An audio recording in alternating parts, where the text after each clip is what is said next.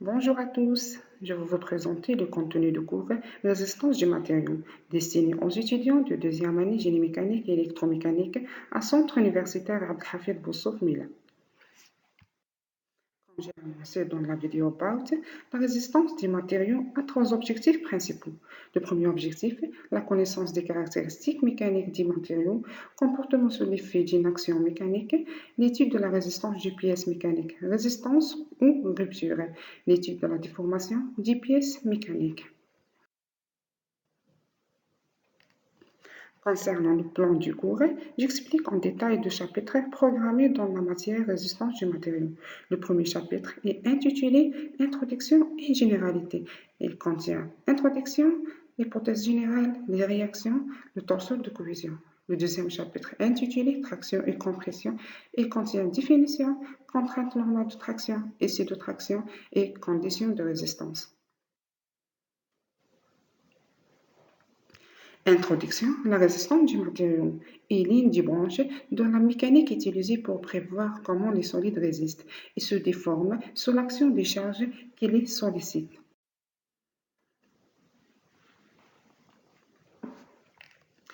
La RDM impose pour son utilisation correcte des hypothèses simplificatrices concernant la géométrie et les matériaux des objets étudiés.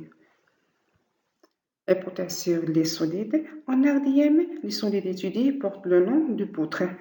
Par définition, la poutre est un solide engendré par une surface plane, dont le centre de surface décrit une courbe plane appelée ligne moyenne. Hypothèse sur les matériaux. Les matériaux utilisés doivent être homogènes et isotropes. Homogènes, c'est-à-dire même propriétés mécaniques en tout point. Isotropes, en même point, même propriétés mécaniques dans toutes les directions. Hypothèse sur les déformations. Les déformations doivent être petites, réversibles, lentes, c'est-à-dire à chaque instant, le corps peut être considéré comme étant en équilibre statique. Les poutres étudiées sont reliées à l'extérieur par des liaisons appelées appuis.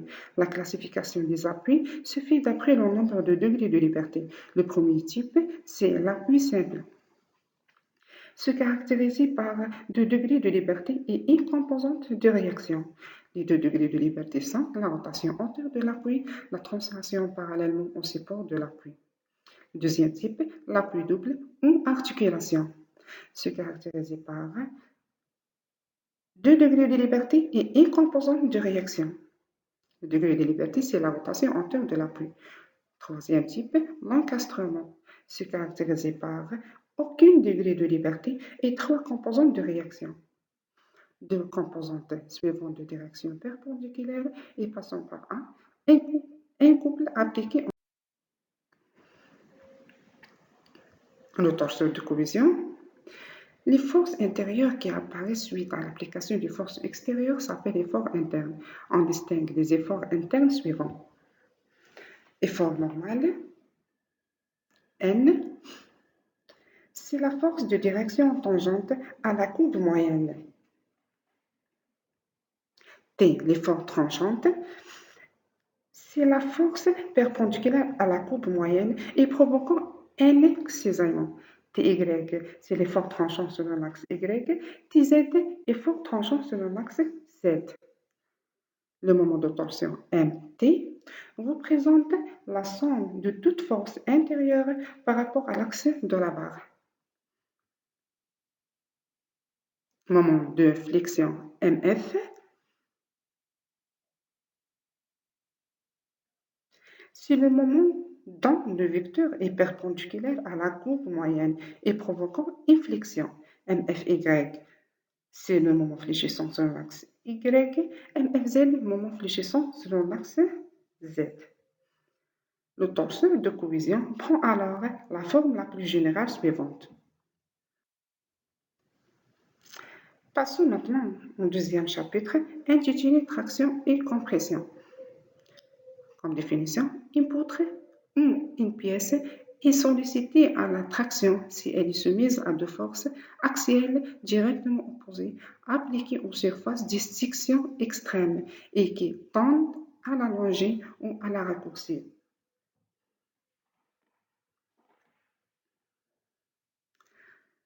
Par convention, l'effort normal est positif s'il est dirigé vers l'extérieur de la section. Si n est dirigé positivement suivant la convention de signe établie, cet effort tend à provoquer un allongement. C'est la traction. Si n est négatif, il s'agit d'une compression. Le torseur de cohésion de traction est défini par effort normal et les autres termes égaux à zéro. La contrainte de traction est une contrainte normale. Elle est perpendiculaire à la section droite. La contrainte normale de traction, notée sigma, elle est positive, son unité est le mégapascal. Sigma est égal à N sur S. N, c'est l'effort normal exprimé en Newton. S, c'est la section initiale de l'éprouvette exprimée en millimètres. L'essai de traction est réalisé à l'aide d'une machine universelle avec des éprouvettes standardisées. L'éprouvette est serrée dans le dispositif de fixation de la machine.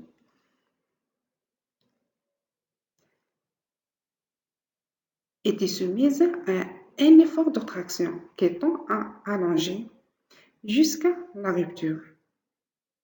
On effectue plusieurs essais et à chaque essai, on enregistre l'allongement de l'éprouvette en fonction de la force appliquée. On obtient alors une courbe contrainte de formation. À partir de l'essai de traction, on obtient la courbe de traction, dont on distingue trois domaines différents. La partie OA représente le domaine élastique. La courbe de traction est donc une droite. La pointe de cette droite donne le module de Young. RE représente la limite élastique. À partir du point B, la courbe s'infléchit et représente le début du domaine plastique. Dans ce cas, l'éprouvette ne reprend pas sa forme initiale. Le point C représente la résistance à la traction conventionnelle et qui correspond à la contrainte maximale de traction.